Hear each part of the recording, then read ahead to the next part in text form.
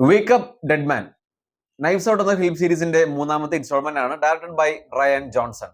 ഈ ഒരു സീരീസിനെ പറ്റി ചെറിയൊരു ഇൻട്രൊഡക്ഷൻ കൊടുക്കുവാണെങ്കിൽ, ബെനോയിറ്റ് ബ്ലാങ്ക് എന്ന ഡിറ്റക്റ്റീവിന്റെ ഓരോരോ കൊലപാതക ഇൻവെസ്റ്റിഗേഷൻ ആണ് ഓരോ സിനിമയിലും കാണിച്ചിരിക്കുന്നത്. അതുകൊണ്ട് തന്നെ ആദ്യം മുതലേ കാണണമെന്ന് ഞാൻ പറയില്ല, ബിക്കോസ് ഓരോ സിനിമയിലും ഓരോ കൊലപാതകങ്ങളും ഓരോരോ രീതിയിലുള്ള കണ്ടുപിടുത്തങ്ങളാണ്. ഇപ്പോ ആദ്യം മുതലേ കണ്ടാൽ കൊള്ളാം, കണ്ടില്ലെങ്കിലും വലിയ കുഴപ്പമൊന്നുമില്ല, മനസ്സിലാവും. അങ്ങനെ വലിയൊരു കണക്ഷൻ ഒന്നും ഇതിനകത്ത് കാണിക്കുന്നില്ല. ആദ്യത്തെയാണ് നൈറ്റ്സ് ഔട്ട്, രണ്ടാമത്തെ ഗ്ലാസ് അണിയൻസ്, മൂന്നാമത്തെയാണ് ഇപ്പോൾ വേക്ക് അപ്പ് ഡെഡ് മാൻ. പിന്നെ എല്ലാ സിനിമകളെ പോലെ തന്നെ ഇതിനകത്ത് ഒരു ഫ്രഷ് പ്രമിസ് ഉണ്ട്. ഈ ഒരു സിനിമയിൽ കൊല്ലപ്പെടുന്ന ഒരു പള്ളിയിൽ അച്ഛനാണ്.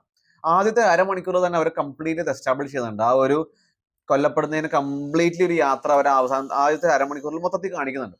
പിന്നീടുള്ള ചോദ്യം എന്ന് വെച്ച് കഴിഞ്ഞാൽ വൈ ആൻഡ് ഹൗ. അതിനുള്ള ഉത്തരത്തിന് വേണ്ടിയാണ് നമ്മുടെ ബെനോയിറ്റ് ബ്ലാങ്ക് കയറി വരുന്നത്.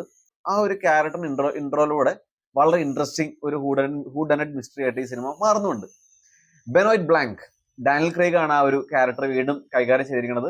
ആ ഒരു ആക്ടറിനെ കണ്ടപ്പോൾ തന്നെ നമ്മൾ ഉഷാറാവും. നമ്മൾ ആ ഒരു സിനിമയുടെ മുകളിലൂടെ നമ്മൾ കംപ്ലീറ്റ്ലി അങ്ങോട്ട് കയറുവാണ്. ആ ഒരു ആക്ടർ വളരെ ഗ്രേസ്ഫുള്ളി, വളരെ രസകരമായിട്ട് തന്നെയാണ് ആ ഒരു ക്യാരക്ടർ ഇതിനകത്ത് പെർഫോം ചെയ്തിരിക്കുന്നത്. ഒരു പ്രത്യേക രസം ആ ഒരു ആക്ടറിന് ഈ ഒരു ക്യാരക്ടറിൽ കണ്ടിരിക്കാൻ തന്നെ. പിന്നെ ജോഷോ കോണറും ഞെട്ടിച്ചു ഡാനിയൽ ക്രൈഗിനൊപ്പം തന്നെ. ഇതിനകത്തൊരു യങ് പ്രീസ്റ്റിന്റെ റോളാണ് ചെയ്തു വെച്ചിരിക്കുന്നത്. പിന്നെയും അതല്ലാണ്ടും വേറെയും കുറെ ഫെമിലിയർ ക്യാരക്ടേഴ്സ് ഉണ്ട്, ഫെമിലിയർ മുഖങ്ങളുണ്ട് ഇതിനകത്ത്. അതിനകത്ത് ഗ്ലെൻ ക്ലോസ്, ജോഷ് ബ്രോലിൻ, മില കുനിസ്, ജെറമി റെന്നർ, കെറി വാഷിംഗ്ടൺ, ആൻഡ്രൂ സ്കോട്ട്, കെയ്ലി സ്പെയിനി, പിന്നെ ഡാരൽ മക്മാർക്കും, അതേപോലെ നമ്മുടെ സാൻമാൻ ഉണ്ട്, തോമസ് ഹേഡൻ ചർച്ച്, പഴയ സ്പൈഡർമാനിലെ സാൻമാൻ. ഇവരൊക്കെ അത്യാവശ്യം ഡീസന്റ് ആയിരുന്നു. എനിക്ക് ആ ഒരു പ്രശ്നം തോന്നിയത്, ഇത്രയും ക്യാരക്ടേഴ്സ് ഉണ്ട്. ശരിക്കും പറഞ്ഞാൽ പ്രീവിയസ് സിനിമകൾ കണ്ടവർക്ക് അറിയാം ഇതിനകത്ത് സസ്പെക്ട്സിനൊക്കെ അവർ എത്ര ഇമ്പോർട്ടൻസ് കൊടുത്തിരിക്കുന്നത്. ഇതിനകത്ത് അങ്ങനെ വലിയൊരു ഇമോഷണൽ ഡെപ്ത് ഇതിലെ ക്യാരക്ടേഴ്സ് കൊടുത്തിട്ടില്ല, വലിയ ഫോക്കസ് കൊടുത്തിട്ടില്ല.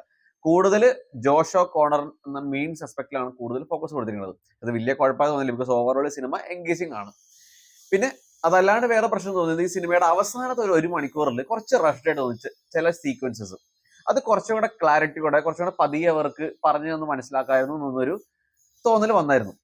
ഏതായാലും പക്ഷെ ഓവറോൾ നമ്മൾ നോക്കുവാണെങ്കിൽ വളരെ ഇമേഴ്സീവ്, ഭയങ്കര എൻഗേജിങ്, ഭയങ്കര ഇൻട്രസ്റ്റിംഗ് ആയ ഒരു suspense murder whodunit mystery thriller തന്നെയാണ് വേക്ക് അപ്പ് ഡെഡ് മാൻ. അതുകൊണ്ട് തന്നെ whodunit mystery thrillers ഇഷ്ടപ്പെടുന്നവർ എന്തായാലും ഈ സിനിമ പോയി കാണുക. നെറ്റ്ഫ്ലിക്സിൽ സ്ട്രീമിംഗ് ആണ്.